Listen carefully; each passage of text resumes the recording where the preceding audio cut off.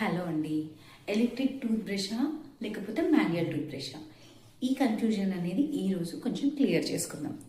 So రెండింటికి advantages disadvantages ఉంటాయండి. Electric tooth brush ఏంటంటే మన టీత్లో ఉన్న ఏదైతే ఇరుక్కుపోయిన ఫుడ్ మెటీరియల్ ఏదైతే ఉంటుందో అది ఈజీగా క్లీన్ చేసేస్తుంది వెనకాల పంటి వరకు కూడా.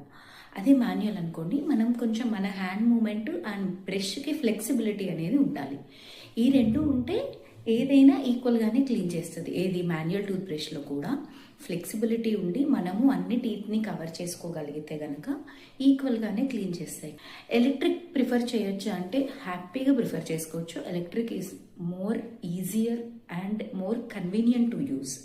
కాకపోతే ఒకటి గుర్తుపెట్టుకోవాలి, ఎలక్ట్రిక్లో ఏంటంటే ఒకే ప్లేస్లో ఎక్కువసేపు బ్రష్ని ఉంచకండి, కంటిన్యూస్గా మూవ్ చేస్తూ ఉండాలి. పవర్ ఆన్ చేసినప్పుడు ఒకే ప్లేస్లో ఉంచితే అది కంటిన్యూగా మూవ్ అవుతూ ఉంటుంది కదా, ఆ హెడ్ అనేది ఇలా చుట్టూతో తిరుగుతూ ఉంటుంది కదా, టీత్ వేర్ ఆఫ్ అయ్యే ఛాన్స్ ఉంది. కంటిన్యూస్గా 2 minutesలో మనం బ్రషింగ్ అనేది కంప్లీట్ చేసేసుకోవచ్చు ఎలక్ట్రిక్లో.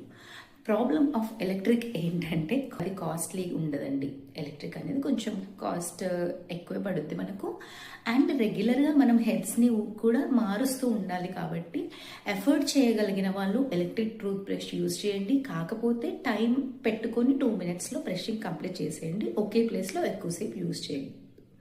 ఎఫర్ట్ చేయలేని వాళ్ళు రెగ్యులర్గా యూజ్ చేసే బ్రషెస్ యూజ్ చేయొచ్చు. కాకపోతే ఫ్లెక్సిబిలిటీ ఒక్కటి చెక్ చేసుకొని యూజ్ చేయండి.